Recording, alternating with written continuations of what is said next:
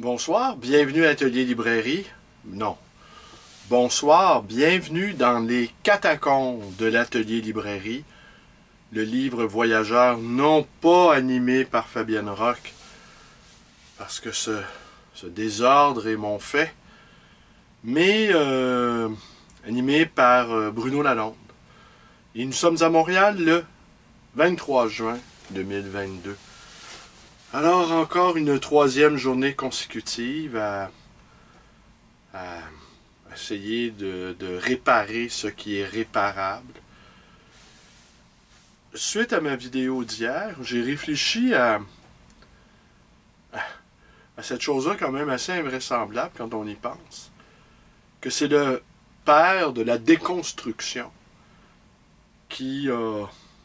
En fait, les livres du père de la déconstruction qui sont allés choir à l'intérieur d'un drain, qui ont engendré non pas un reflux des égouts, parce que comme je vous expliquais, c'est de l'eau de pluie, donc de l'eau propre, et que cet auteur, c'est Foucault. Alors, un dégât d'eau causé par Michel Foucault. Et bien, ça a été l'occasion pour moi d'ouvrir, de rouvrir des dizaines et des dizaines de cartons. Alors, ce que j'ai fait, je me suis livré à une sorte de petit exercice. Et je vais vous raconter quelque chose en même temps. Je vais d'abord vous raconter ce qui suit. Et par la suite, je vais vous montrer une sorte de bibliothèque que j'ai improvisée. Avec des titres, des ouvrages qu'on voit sur la page couverture. Et je me suis rappelé, bon, j'ai raconté sans doute ici ou ailleurs, hein, que j'ai grandi dans un quartier extrêmement pauvre. Ce qui faisait bondir ma mère l'évocation. Elle ne supportait pas l'idée. Chez nous, dans ma famille, on n'a jamais manqué de rien. Mais ma grand-mère, je vivais avec ma grand-mère, nous vivions tous, ma grand-mère, mon arrière-grand-mère, mon grand-oncle. Pardon, l'humidité. Ma soeur et le milieu tout autour de nous était d'une extrême pauvreté. Mais d'une pauvreté inimaginable aujourd'hui.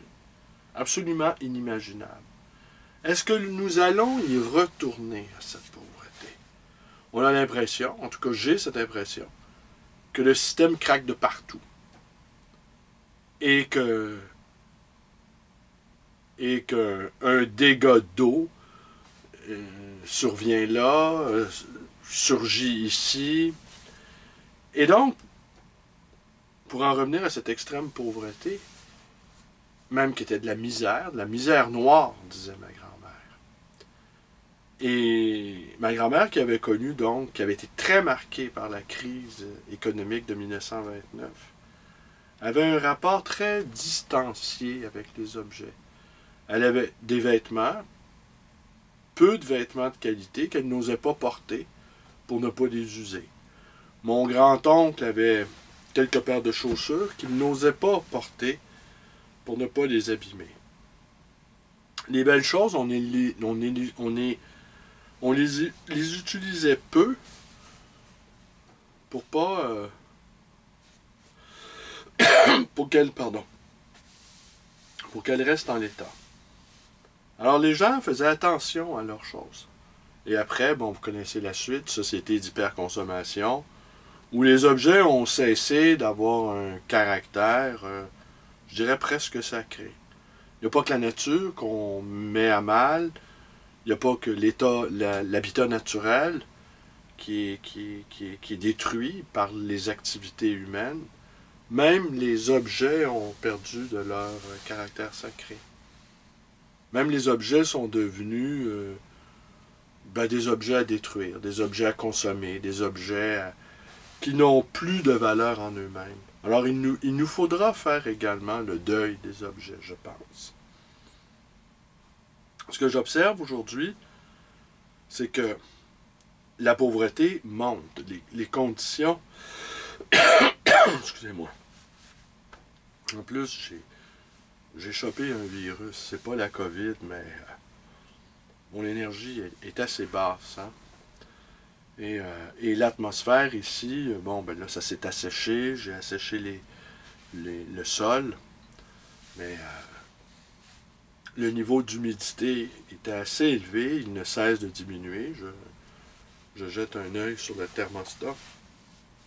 Ce que j'observe, c'est que, comme le disait Spinoza, on ne sait pas ce dont est capable un corps humain, de ce dont il est capable d'endurer.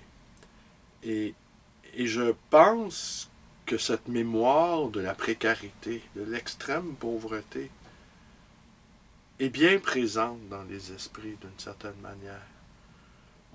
Je ne crois pas qu'on ait eu le temps de s'habituer, ma génération ou la génération qui suit ou celle qui est en train d'apparaître déjà, même si nous sommes entourés de biens, même si nous sommes entourés d'objets avec une date de péremption, je ne crois pas, je crois que la mémoire de l'indigence demeure extrêmement présente dans les esprits. Et d'une certaine manière, si on en venait à y retourner, à cette grande pauvreté, qui a été le fait des Canadiens français, qui ont vécu dans une misère sans nom, moi j'ai été témoin de choses, je n'arrive même pas à le concevoir que j'ai vu ça dans ma vie. C'est l'avantage d'avancer en âge. Pardon. C'est que on a la mémoire de choses parfois assez éprouvantes, assez épouvantables. Et ça nous ramène à de plus justes perspectives quant aux difficultés que nous connaissons en ce moment et que nous sommes sans doute appelés à connaître dans les prochains mois, dans les prochaines années, en voyant tout ce système-là mis au point avec beaucoup d'astuces, d'intelligence, de créativité, de générosité même, en train de se déliter. Il n'y a pas beaucoup de domaines en ce moment, dans le domaine de l'économie en tout cas, où les difficultés ne sont pas de plus en plus nombreuses. Alors je vous racontais, pour revenir, je vais revenir aux faits. Dans ma jeunesse, j'ai vu des pauvres extrêmement pauvres, qui se racontaient des histoires. Voilà mon point. Et pour survivre, il faut s'inventer. Il faut s'inventer une vie. J'ai souvenir de gens qui vivaient dans des appartements insalubres et qui avaient pour meubles des chaises de jardin. Et qui s'inventaient, j'ai même entendu un de ces pauvres dans ma lointaine jeunesse raconter qu'il avait une maison en Suisse. C'était inimaginable, il vivait dans une misère noire, crasseuse, et il trouvait le moyen de faire croire, mais personne ne le croyait. Il racontait que il y avait une villa en Suisse. Alors c'était rempli de pauvres, comme ça dans mon entourage, de pauvres, d'extrêmement pauvres, qui se racontaient des histoires, qu'ils avaient eu des grandes fortunes, qu'ils avaient connu de très grands succès, sur le plan musical ou sur le plan qu'ils avaient été des vedettes de la télévision. On ne se souvenait pas d'eux, on se souvenait qu'ils avaient remporté des prix, qu'ils avaient remporté même le gros lot. Et que les malchances de la vie, les vicissitudes de l'existence ont fait de telle sorte, le mauvais sort a fait de telle sorte qu'ils se sont retrouvés soudainement ruinés, qu'ils n'y étaient pour rien dans cette pauvreté, qu'ils avaient été victimes de malchance. C'est la faute à pas de chance. Mais qu'au fond, ils avaient tous eu un passé extrêmement glorieux, extrêmement dont il pouvait s'enorgueillir. Il pouvait se... Et aujourd'hui, j'ai repensé à tous ces gens en déplaçant des cartons, en soulevant des cartons imbibés d'eau, en jetant encore des dizaines et des dizaines de livres.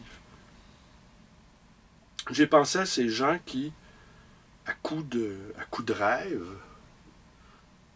s'étaient inventés. S'étaient inventés une vie.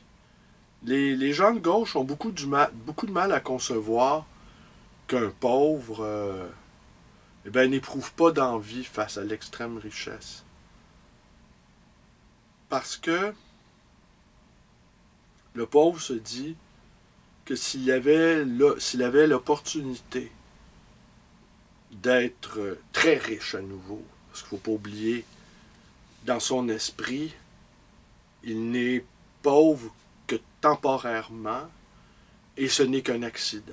Il n'y est pour rien. Ce n'est pas les structures de la société, ce n'est pas les injustices, ce n'est pas structurel de la société qui fait qu'aujourd'hui il se retrouve pauvre. C'est en fait un riche en sursis. C'est pas un vrai pauvre. Le vrai pauvre, c'est l'autre. Lui, il va retrouver le chemin de la prospérité. Peut-être pas son voisin, qui est aussi pauvre que lui, car lui, il ne sait pas.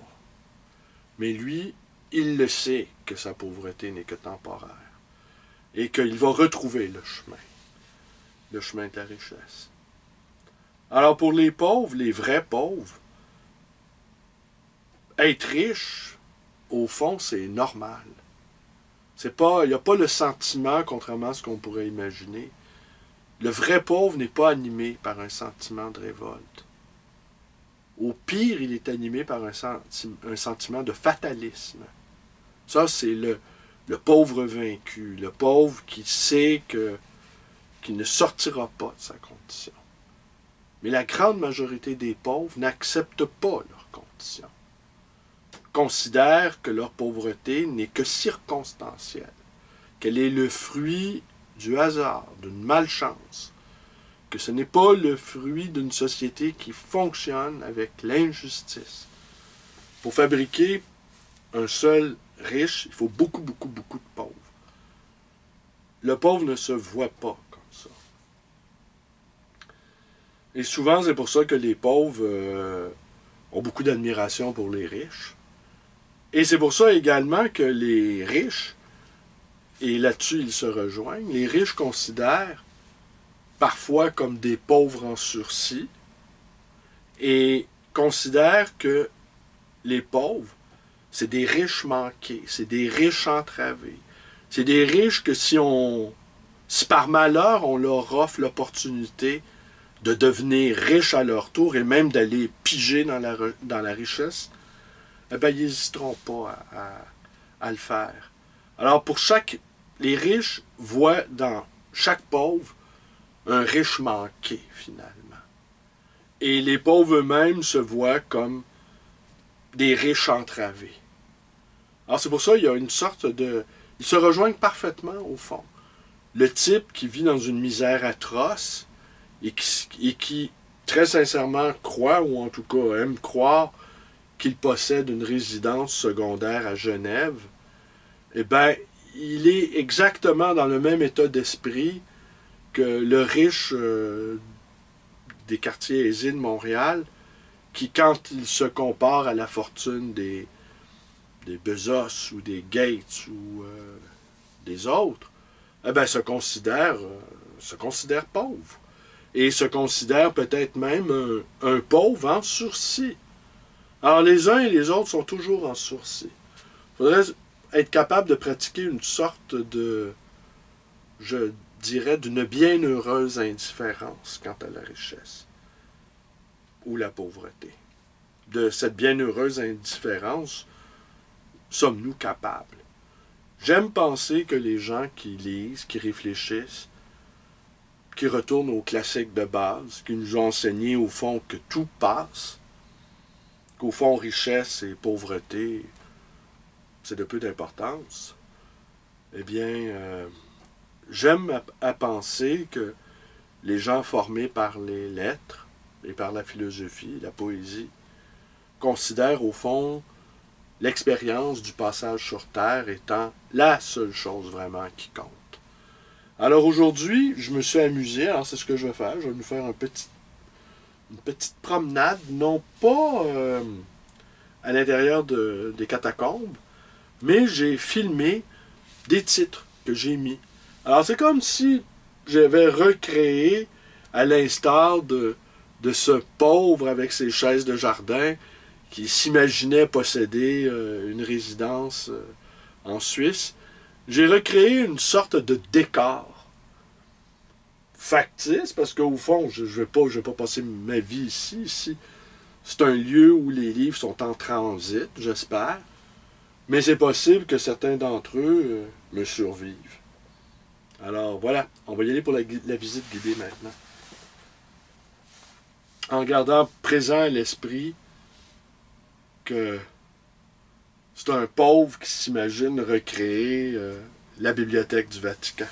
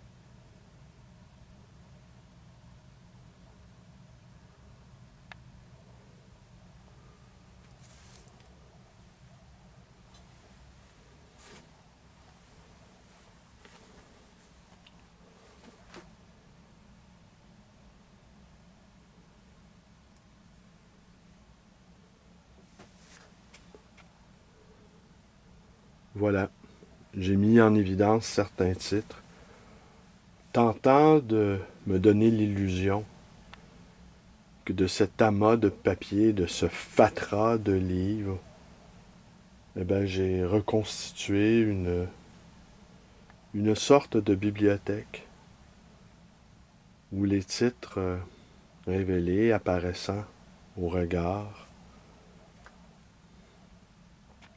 signifient quelque chose. C'est une bibliothèque dépenaillée, c'est une bibliothèque en désordre, c'est une bibliothèque bousculée, c'est une bibliothèque en devenir en fait.